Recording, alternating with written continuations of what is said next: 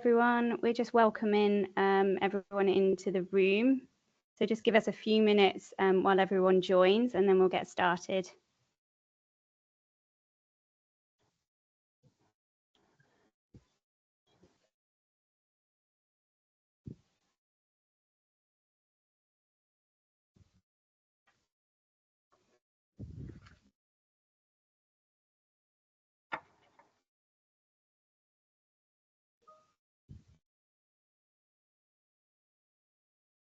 Yep, we've had a question about whether this will be recorded, and yes, it will.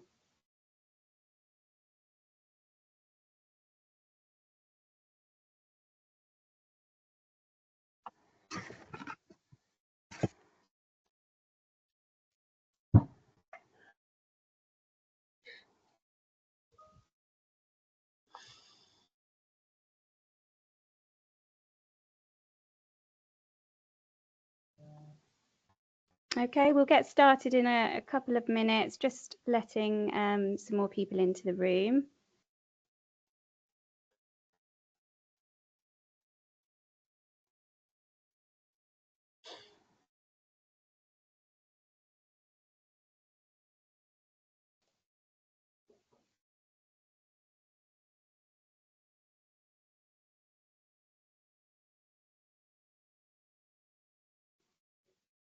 Okay, shall we get started? Megan, do you think have we let most people in? Yeah, everyone's in. You can begin. Excellent, thank you. Hi everyone, welcome. Thank you for joining us for today's webinar, which we will be introducing the Berkeley Foundation's Resilience Fund. I'm Claire Madison, Interim Head of the Berkeley Foundation, and I'm here with my colleagues Michael, Breed and Megan. If you want to give a wave, that would be great, guys. Thank you. Hello. So Michael is one of our partnerships managers and he's our lead contact for this year's Resilience Fund. So I'll be handing over to him shortly to give you a bit more information about this year's fund. And Breed and Megan are going to be supporting us in the background. They'll be keeping an eye on the chat and they'll also be dropping in some links as and when relevant. So do keep an eye on the chat box. Before we kick off, I will just run through a few housekeeping points. So as I said, the session is being recorded. We're also transcribing it. We will be uploading the recording to our website after the session, so it should be available early next week. We'll also make slides available to all of you after the session. You'll notice that your microphones have been turned off. So please, if you have a question, please use the chat function and we'll pick that up later in the session. And if you require subtitles, all you need to do in Teams is go to the more menu at the top of the Teams screen and then select language and speech and then show live captions and hopefully that will provide some subtitles for you. And yeah, the other last 2 points are pretty self-explanatory. We'll be providing our contact details at the end of the session and we'll move on to the Q&A. We'll be finishing with a Q&A, which I will talk about in a moment. So in terms of what we're going to be covering in today's session, I'm going to start with a quick introduction to the Berkeley Foundation for those of you who don't know us. Then Michael will take over and talk you through this year's fund and the process. And finally, we'll have about half an hour if we need it for questions. So as I said, you can pop your questions into the chat box at any time during the session and we'll come to those at the end of the session. Okay, so for those of you joining today who aren't familiar with our work, we are the corporate foundation set up by house builder Berkeley Group in 2011. And our purpose is to support young people and their communities in the areas where Berkeley works. So this covers London, the south of England, and also Birmingham. The foundation plays a key part in supporting and complementing the business's wider social purpose, and we've evolved over the years to become more strategic in our focus. We give around 3 million a year to voluntary sector organisations, and that's made up of grants, staff fundraising, and also payroll giving. And our focus is very much on building long-term partnerships with expert charities, because we believe that this enables us to have more social impact. Our vision is that young people in their communities have the tools and resources they need to thrive and be a force for change in the world. And in order to work towards this vision, we fund and support work across 5 interlinked goals. So this year's Resilience Fund addresses the two, goals 4 and 5, our youth leadership goal and our resilient voluntary sector goal. We firmly believe that organisations making up the voluntary sector need to be effective, inclusive and well-resourced in order to be around for the long term to support young people in their communities. And we hope that this Resilience Fund goes some way to supporting that goal. Our strategy also sets out 5 commitments about the way we as a foundation will work. And I think first and foremost, we are a relational funder, and partnership is at the heart of everything we do. So we're committed to working with the Berkeley Group to maximise the impact of our partnerships, and we seek to learn and improve our grant making practice on a regular basis. So just to give you a couple of examples, 2 key changes that we've made this year to the Resilience Fund this year include, firstly, extending the length of our Resilience Fund grants from 2 to 3 years, and secondly, unrestricting 25% of all grants we make for partners to use flexibly to meet their organisational needs at the time. So before we dive into the detail of this year's fund, I just wanted to take a moment to talk about resilience a bit more broadly and share some of our key learning from the past few years. We set up the Resilience Fund in 2021, and we've committed or we've invested 1.35 million in building voluntary sector resilience over 7 years. We're learning a lot along the way, and we really want to work with organisations on that learning journey. So what do we mean by resilience? I appreciate that resilience can look very different from one organisation to the next. But if we take the analogy of a rope, as you can see here, it takes several strands binded together for the rope to be strong and fulfill its purpose. Flexibility is key, as the rope needs to adapt and bend to achieve its goals. And in a similar way, when an organisation has strong foundations in place, such as a robust business plan or strong governance and leadership, it's in a much stronger position to achieve its objectives and be around to support its community in the long term. So this fund is all about supporting organisations to get those strong foundations in place. Our ultimate goal for this fund is that partner organisations have an improved ability to anticipate, prepare for, respond and adapt to incremental change and sudden disruptions in order to survive and prosper. And that's a definition of organisational resilience that was created by the Cranfield University. So as I said, we're learning a lot about resilience through the fund, and there's 3 key learnings I'd like to share with you, which will hopefully be valuable for you all, whether or not you're successful through this fund. The first is that it's really important to acknowledge from the outset that organisational resilience is often a complex journey with ups and downs, and we're learning that it's often multidimensional. It can be impacted by both personal circumstances and also systemic challenges. Secondly, we know that resilience can't be defined by a single metric. It's about building a culture of resilience within organisations and also accepting that it's an evolving journey. So we take this into account when it comes to monitoring and evaluating our partnerships. And then finally, we've seen real value in creating an ecosystem of support for the organisations that we work with. So we offer a safe space for them to come together, to connect and support each other. and we're really looking to work with organisations through this fund that can engage and want to engage in our learning programme and be part of this, this support network. So hopefully that's given you a bit of an overview of who we are and where we're coming from. I'm going to hand over to Michael now, who's going to talk in a bit more detail about this year's fund. Brilliant. Many thanks for the introduction, Claire. I think that was really helpful. Yeah, my name's Michael, and I'm the Partnerships Manager at Berkeley. And first of all, I just wanted to thank everyone for making the effort to attend today. We've had a really good turnout, and we all appreciate that. And as Claire alluded to, youth leadership is one of our impact goals. And we're now in year 4 of the Resilience Fund.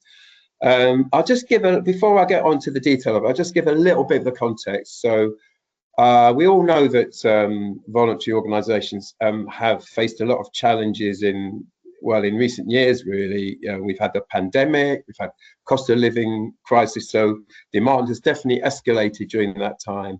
And at the same time, funding has been significantly cut. So there's huge challenges for the sector, I think. However, having said that, our vision here at Berkeley is that young people should be a force for change in the world and to have a real voice and influence decisions. And to do that, we need to work with organisations that will not only survive, but will also prosper in what has become a very uncertain world. And we want the organisations we work with to be very effective and resilient. And our hope is that this fund will help organisations achieve that goal. So, okay, let's now just give you a little bit of an overview of the fund. So you're probably aware that the fund is already open, and the closing date for the first stage, it's in 2 stages, is March 28th this year. So you've got a few weeks to complete your first stage application. So we're allocating funding of up to £90,000 over a 3-year period. And there's also a learning program that we work with our partners, the SIX, they're called, the Social Innovation Exchange, and they run lots of learning sets with all our partners. So it's kind of like a wider network. There's a lot of peer learning taking place. And we're looking to work with up to 6 organisations, and we're going to be focusing on leadership skills with young people and empowering them to positively impact their lives and the communities where they live. So I should say we're targeting organisations that work with young people who've been affected by racism or Islamophobic violence. But we do recognise that racism, is definitely a long-term issue, and organisations supporting young people affected by racism are under huge pressure. So we really want to help these organisations become a lot more resilient, and they'll be in a stronger position to support young people and the communities and to help them to thrive. So just to give a little bit of context to the Islamophobia, it's kind of as a direct response to the serious riots that you might recall that we saw in our communities last summer. But really, it does apply to all types of racism against Black people, racism against gypsies and travellers, anti-Semitism, and it's not exclusive to Islamophobia. All right, then, so now we're on to the next slide. So I'm now going to just talk through the key dates in the process. So as I said, the deadline for the first stage is 28th of March. We hope to give you a response to that by the end of April, and then also invite the successful applicants to the next stage. So there'll be another webinar, and that's scheduled for 6th of May. That's for stage 2 applicants. And then the deadline for stage 2 is May the 16th. And then the assessment panel will meet in August, and there'll be a final decision at the start of September. So if I can have the next slide, please. Brilliant. Right, so you might be aware that a lot of work has gone on in the sector and with the also Charities Aid Foundation around building blocks. And we do want you to refer to these building blocks. You can look through this in your own time, because we will be there. There is the guidelines, so do look through those, and we'll also be sending this PowerPoint to you. So I'm not going to go through it all now, but I think it might be just a plan to talk through a couple of them. And one of them is being financial sustainability or financial planning. So think about, you know, how you're going to maybe diversify your income streams, maybe bringing in more partners, maybe even having some of the partners that we've worked with previously have appointed a fundraising officer, for example, and they've been able to bring in, increase their funding. You also might want to think about, do you have any income streams? How can you increase those? Have you set up a trading arm? All those things are linked to financial planning. And then the next one I wanted to speak briefly about is effective leadership. So you might want to review how you're governed. Do you want to become a CIC? Obviously, this grant is very much around youth participation and youth leadership. So, how can you get more young people involved in how your organization is run? Do you want to set up new youth boards? Another thing that one of our other partners did was they diversified their board, and they were quite fortunate. They got somebody who worked for Google on their board. And as you can imagine, that did open a lot of doors for them. And then the other one is around fit for purpose, I think I should just mention. So you might want to look at your HR and your financial processes. Are you doing all this on spreadsheets, or have you got some really helpful software that might help you with this? All these kind of things, all these points are really might be helpful that you can actually put in your applications. But what I would suggest is it's probably not a plan to go through all the building blocks. It maybe just focus to one or two, at the most 3. But you've got to, with these building blocks, you've got to try and link them to resilience as much as possible. I'll talk a little bit more about this further on. All right, so if we can have the next slide, please. Right, so now I'm just going to go through the eligibility criteria. So yeah, you do need to be registered with the Charity Commission as a charity or as a CIC, with Companies House. And you need to have an annual income of between 100,000 and 1.5 million.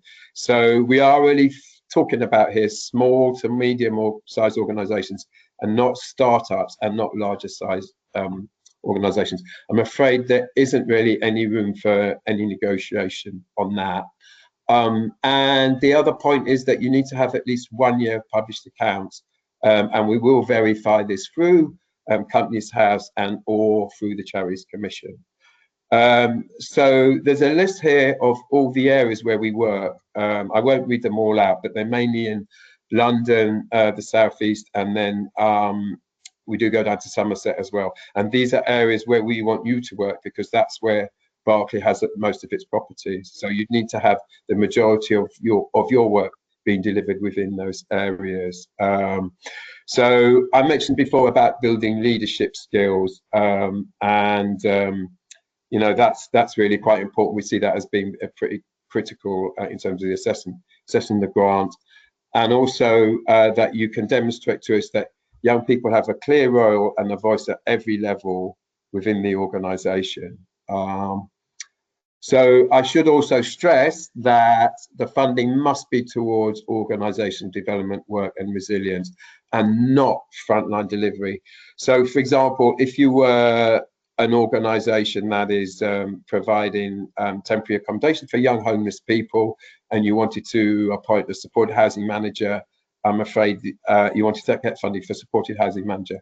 Unfortunately, that really wouldn't apply for this grant fund. So, as mentioned, the funding is for a period of 3 years. I should also mention that you don't request any more of 20% of your overall turnover in any 1 year.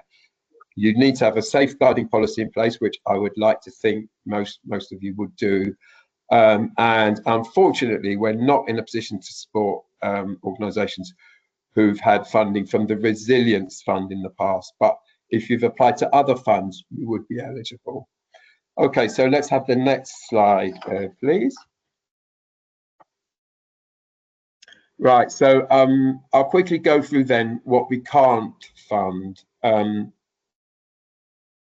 So, for example, we can't fund local authorities and other public agencies, basically because they get funding from elsewhere anyway, and that includes schools.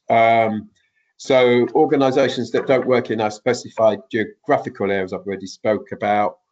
We can't fund capital projects, or if you've already started on a project, we can't fund that either, I'm afraid. And then you need to be delivering all your work within the UK. So if you're doing any work overseas, unfortunately, you'd be excluded as well. So hopefully that answers that one. So if we can have the next slide. So here we are now. I'm just going to go through the application process. So as I mentioned, 28th of March is the closing date for stage 1, and there are going to be 4 key questions, which I'm going to go through the detail of those in a minute. So we can't be definite, but we estimate that we'll probably shortlist around 40 organisations at this stage, and then invite you to submit to stage 2. And then if you're unfortunate and not successful at this stage, we'll give you some general feedback. And then with stage 2, the closing date is the 16th of May, and then you'll be asked 6 more additional questions. And then that will also include the budget. So at that point, we're expecting to shortlist around 12 applicants. And we'll ask you to provide more supporting documents, as I said, the documents, and you also get the opportunity to meet with us. And actually, we have some young people, we're working with some young people as well. So they'll be involved in the assessment process too. And then at the end of the second stage, we'll offer feedback to all our applicants. So if we can move on then. Brilliant. So now I'm just going to talk through the application process. Now, what I would say here before I do, I'd say we want to be as inclusive and accessible as we possibly can. So, and we don't want anyone to be put off because they're having issues with the application process. So our email and phone number is provided. If you're having any issues with it, please just get in touch and we'll very happily talk you through it. So the first one is you obviously just start your new application. Sorry, Claire, just go back. What I would say is, please, for each question, please try and keep it to around 300 and not more 350 words, just, you know, in the case of summarizing. And then also what you might want to do is just do a Word document and then copy and paste it as you go. All right, so if we can have the next slide. So I talked before about the eligibility check. So, and you can see there some toggles here. So all your toggles will all need to be slided to the right to say that you're eligible. So, for example, if you do have a safeguarding policy, you'll tick yes. Once you've ticked yes for all the eligibility criteria, you'll then move on to the application form itself. I should mention that we will be doing some verification checks on the eligibility, but hopefully you'll all be eligible. All right, then let's have the next one, please. Right, so as I mentioned, we're trying to be as inclusive, as accessible as possible. So this is really, you know, if you need any assistance, so for example, English might not be your first language, or you might have a hearing or speech impairment, you've got the opportunity to speak to us and we can help you as best as we can. If you know that there aren't issues for you, then you can just click no and move on. Next one, please. Okay, so this here is just showing you that little I sign, which hopefully you can see, that is a prompt. So it just gives you a little bit more information on each question, on what we're looking for. And that's really why I've just shown you that slide. So do look out for those prompts and we hope that you find them helpful. Next slide, please. Okay, so I'm now going to go through the questions, and I'm slightly mindful that you might not be able to see this too well. So the next slides show them in a slightly bigger font. Right, so these are all the assessed questions. So the first one is your organisation led by young people aged 18 to 30? Now, this is just a straight yes or no answer.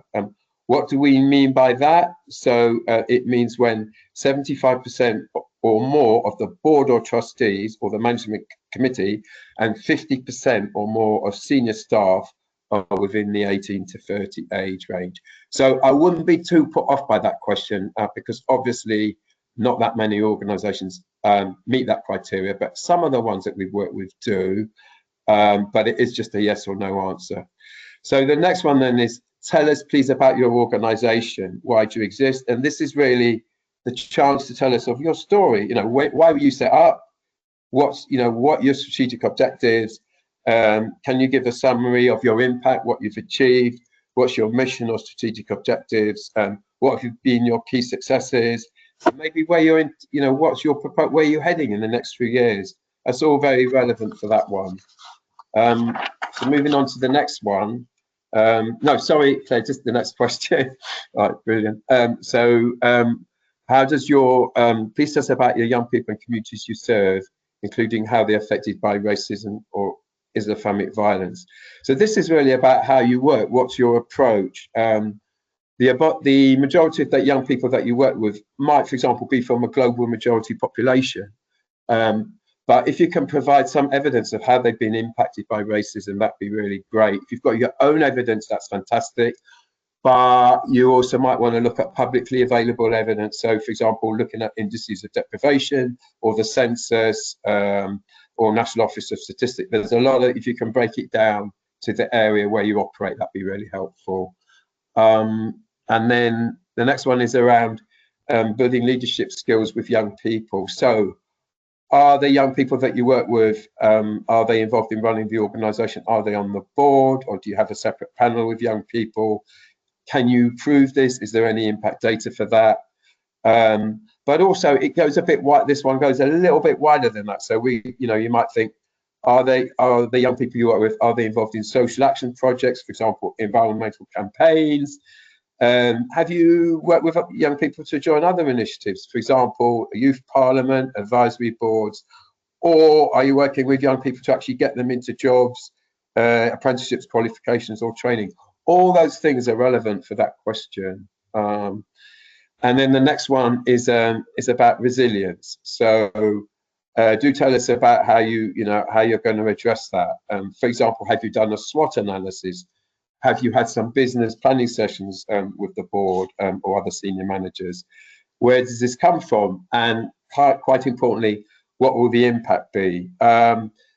You might want to actually recruit a fundraiser, but what's the evidence for that? Why do you need a fundraiser? What's going to make what's going to make the organisation more resilient in the future? It might be that you want to look at your HR and finance processes. Is everything on a spreadsheet? If you bought some new software, would that enhance things? All right, we can have the next slide now, please. Okay, so the next one then is around diversity, equity, and inclusion. So this is the standard that Berkeley has signed up to, and really it's just helpful for us, so we know the organisations that are applying. There's three things that I'd like to say about this actually. So first of all, it's not compulsory to complete this part of the form. It obviously helps us if you do. This data is confidential. That's the second thing. We won't share it with anyone. And thirdly, we won't score you on this section. And this is in two parts. So once you complete, assuming you fill it in, like I say, you don't have to, but once you fill it in, you can then tell us about a specific group or service. So for example, if 70% share a particular identity or lived experience, for example, people who live in a particular area, that would include it. And then that data would then pull through for the second stage, where the same question is then asked to the leaders or the managers of your organisation. I hope that makes sense. So the next one then is around the assessment criteria. Brilliant. So we've got 1, 2, 3, 4, 5, 6 criteria. And as you can see from the slide, at stage 1, we're going to address 3.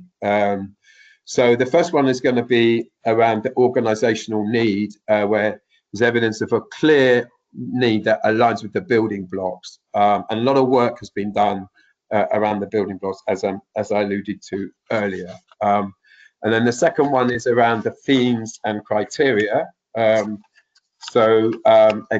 it's about building leadership skills, which I spoke a little bit about before earlier, and how does that have an impact on their lives, but also actually in the communities in which they live. That's very critical too. And then thirdly, are you led by 18 young people in the age of 18 to 30?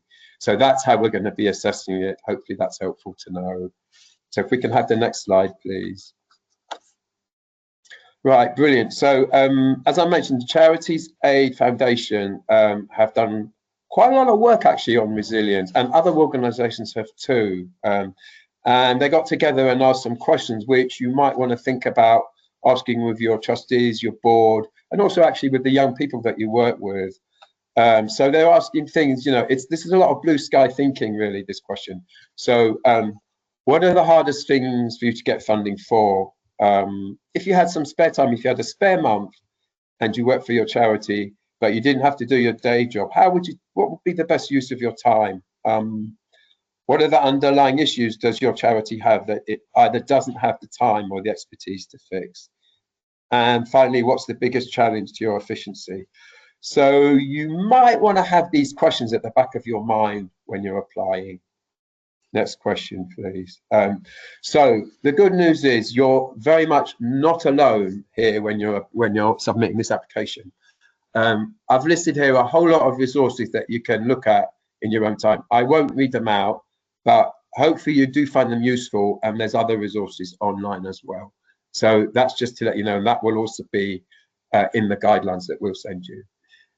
And then we're coming to the end now. So the top tips, what we would say is, do please focus your ask, be very focused. You know, as I said about the building blocks, it's probably best to focus on just maybe 1 or 2, at the most 3. Also, do be realistic. So don't try and overpromise what you can't deliver. We will be looking at that, whether we think your proposal is deliverable. And then, as I alluded to earlier, do provide evidence of what you've done and what you're hoping to do. That would be really helpful, I think. And then finally, do make sure you're ready. Take the time to put in the bid, but be ready to put in the bid. But also make sure, I should add, make sure that you're ready to deliver it. Okay. And there is one other thing actually, which I just did want to mention. And that is the whole point of the resiliencies. Yes, you're applying for a fund for 3 years, but really what we're hoping for, what we're looking for is organisations who think about resilience the whole time. It's part of their ethos, part of their philosophy moving forwards. I hope that makes sense. And then can I have the next slide, please? So I'm now just going to summarise, and then I'm going to hand that to Claire, who's going to go through some what we think might be frequently asked questions, and then we'll try and answer the questions that are in the chat as best as we can. So firstly, please check if your organisation meets all of the eligibility criteria that I went through. Secondly, think carefully how about the fund would make your organisation more resilient, and ensure that you're ready and focused to A, produce your application, but B, actually deliver it. And the closing date is March the 28th, and that is the link there on the PowerPoint, but we can also provide that later. And finally, good luck. And then if you want to get, very happy to talk to you. I know a lot of organisations have contacted us already, and I'm very happy to arrange follow-up meetings and just explore this in a little more depth. But on that note, I'm going to now hand back to Claire, who's going to go through some of the FAQs. So thank you very much for your attention. Great, thank you, Michael. That was really helpful. There's actually, I mean, we have got a few FAQs here, but I can see that there's lots of questions coming into the chat. So I'm going to go directly to some of them actually, and then we can come back to these. if we have time. Firstly, I'll just say we're going to focus on answering universally useful questions, and then if you've got an organisation specific question, I'd encourage you to just contact us after the session and we can have a bit more of a detailed discussion with you about that. So I think we've had a few questions around income thresholds. Is there any flexibility on lowering or increasing the income threshold? Unfortunately not, there isn't, I'm afraid. The reason for that is because we've had to, set parameters in order to be consistent for everyone, really. We do review the eligibility criteria each year, so it's not to say that the threshold won't change next time we launch a funding programme. But we want to partner with organisations that are ready for this kind of work and also have the capacity to engage with our learning programme. And we're working on a theory and also past experience that organisations of this size will have the infrastructure in place to be able to do it and to do it well. So I hope that answers questions around income. We will be looking at your most recently published accounts to identify what your income was in the last financial year. There's also some questions around ages of young people and what we mean by youth-led. So just to pick up on those. So in terms of ages of young people, we don't add any additional restrictions on top of your own service parameters around age. We usually support organisations that are working with young people up to 25 and sometimes 30 when there are additional needs, but we're flexible in that respect, and open to sort of hearing from you on that. In terms of the priority, so just to clarify, there is a priority area around supporting organisations that are led by young people aged 18 to 30. That isn't part of the eligibility criteria. So if you are not, if you would say no to that question, that's absolutely fine. You're still very welcome to apply. What we mean by that, and our definition of youth-led, is taken from the Diversity, Equity and Inclusion Standard, which promotes consistency across the sector. And that definition is that the majority, so 75% or more of the Board of Trustees or Management Committee and 50% or more of senior staff are within that age range. So it should be quite a straightforward question. You will know whether that is the case for your organisation or not. And as I said, you would be eligible to apply whether that is the case or not. I think there was also a question around multi-user organisations, and if young people aren't the only focus, that's absolutely fine. You're more than welcome to apply if you're working with other groups other than young people. However, our focus is on young people and their communities. So your work with young people would need to be a defined and meaningful part of your overall activity as an organisation. It shouldn't be incidental. It should be a significant part of your plans for the future.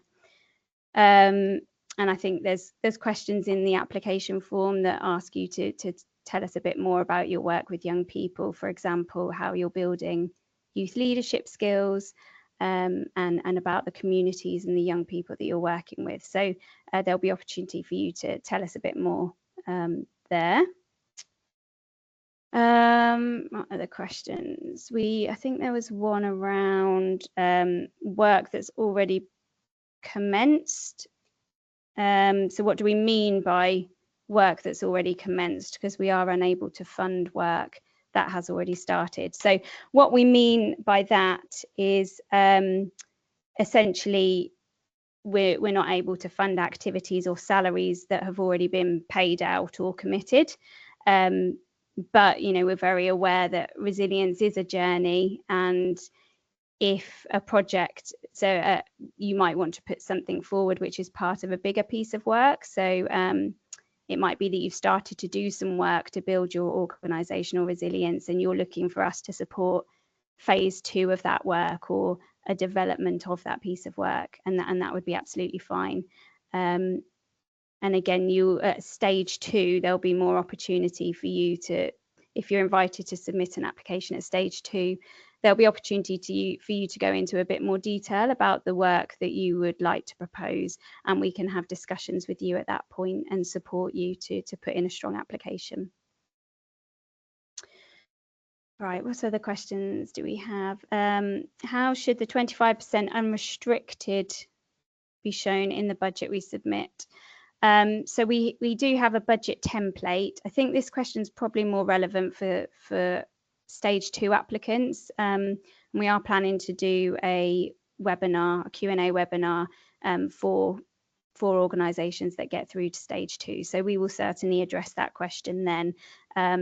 But if you do want to have a look, there is a budget template on our website. I'm sure Megan or Breed will happily pop the link into the chat, so you can take a look, and there's a bit of an explanation there about how you would go about that. Lots of really good questions here. Timeframes for work. So yeah, essentially we'd be looking, the final decision will be early September, so it would be work starting from September onwards. Is it 90,000 a year or over 3 years? So it's 90,000 over 3 years. Yeah, so a total grant of 90,000.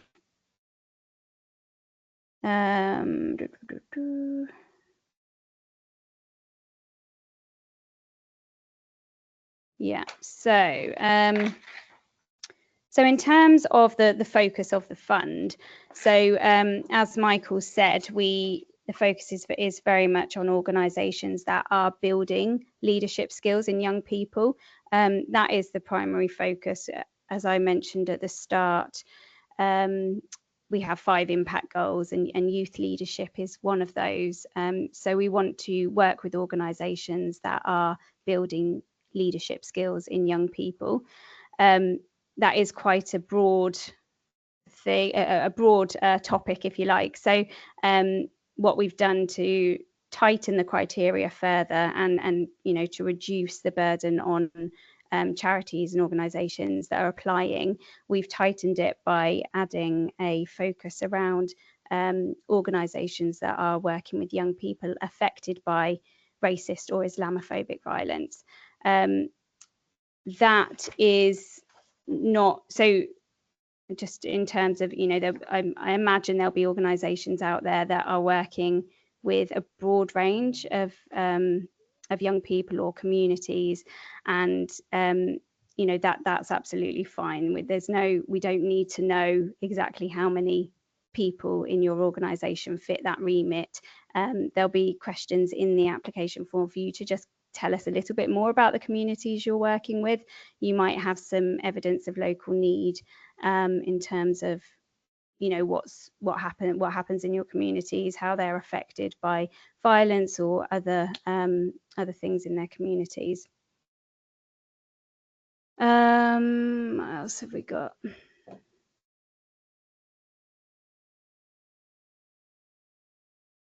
More information about what we're looking to fund. So yes, that's right. So we're looking to fund organisational development work through this fund.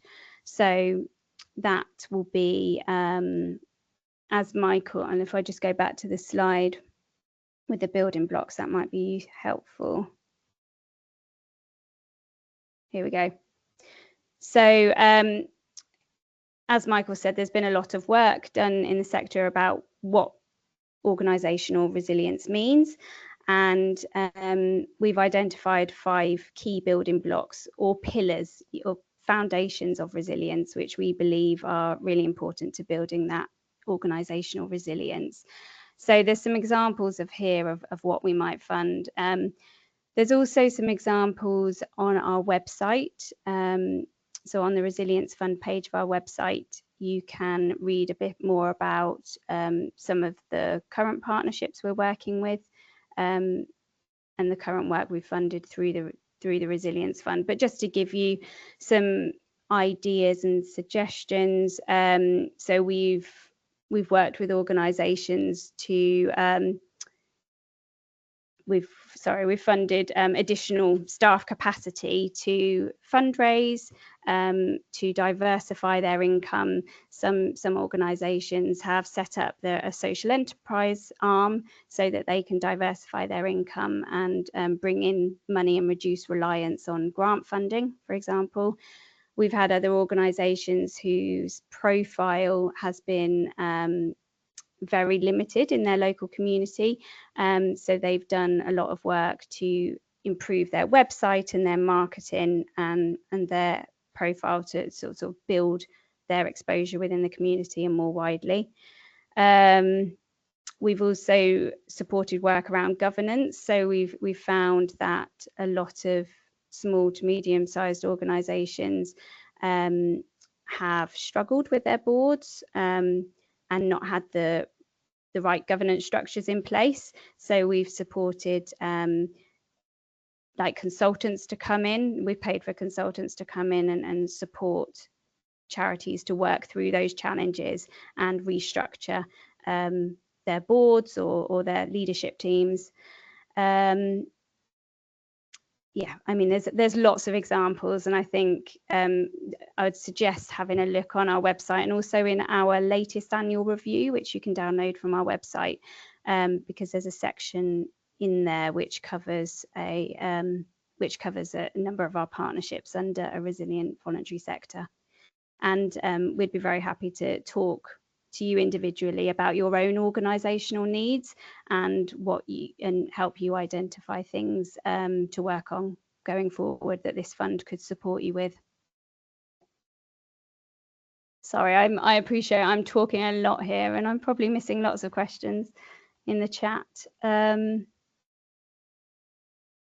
But certainly if we do miss anything, please feel free to email us or give us a call afterwards and we can have a one-to-one call with you. Let's have a look.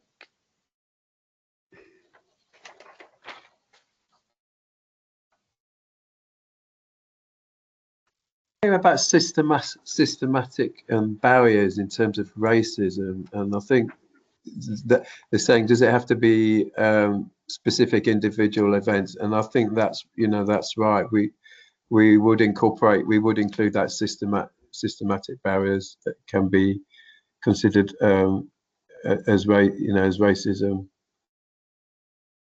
Yeah, I mean, essentially, we're looking to work with organisations that are supporting young people affected by racism. That's so right. You know, that might be that they have been directly impacted by violence. It might be that their parents or their communities, they might be in a school in a community and they've seen the impact that it has on their community and it impacts them. You know, it doesn't need to be a direct impact of, you know, they don't have to be directly impacted or affected by the violence themselves.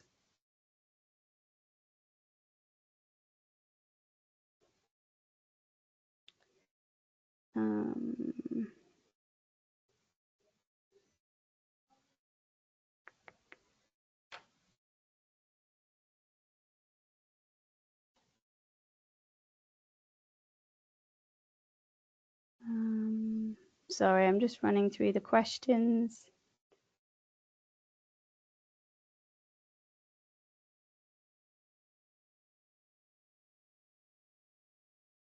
I think we've covered quite a lot of these now. We're a company limited by guarantee. Can we apply? So if you're not registered with the Charity Commission or you're not a community interest company, then unfortunately you wouldn't be eligible to apply. And applying with a partner organisation, I could see that working if you were applying for funding towards frontline delivery. But because this fund is focused on supporting organisational development work and supporting individual organisations to become more resilient, I don't think that that would work in the same way, unfortunately.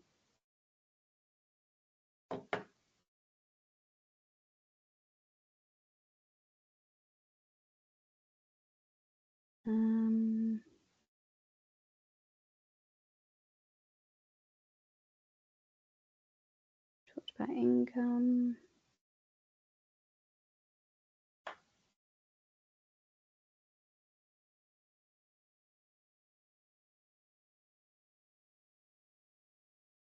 There's a lot of really good questions here. I think we probably will need to pick some of these up outside. Some of them are more organisation specific.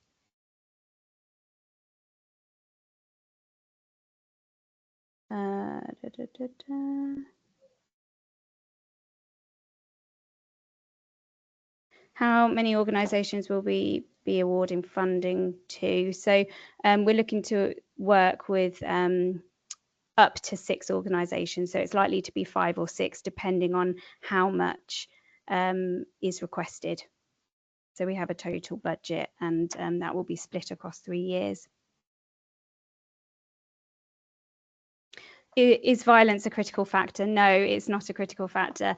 The critical factor is sort of organisations working with supporting young people to build their leadership skills, and you know, working with those that are impacted or affected by violence.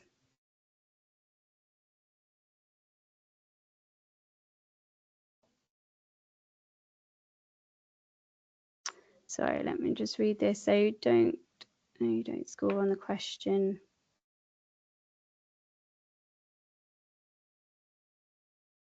Yes, so the question on is your organisation led by young people aged 18 to 30? That sits outside of the DEI data standard, so that forms part of the application form. So we would assess that question, yeah. But the DEI data standard, the questions asked under the DEI section are not scored, and they are optional.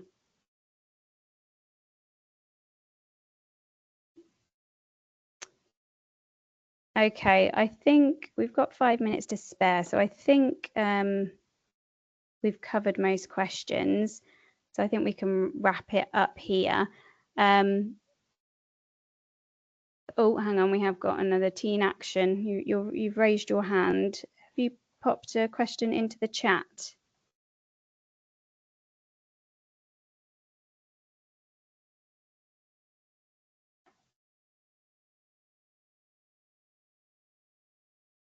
Maybe I've already picked that one up. Okay, so I think we'll close now. Thank you all so much for your interest in the fund, for all your really good questions.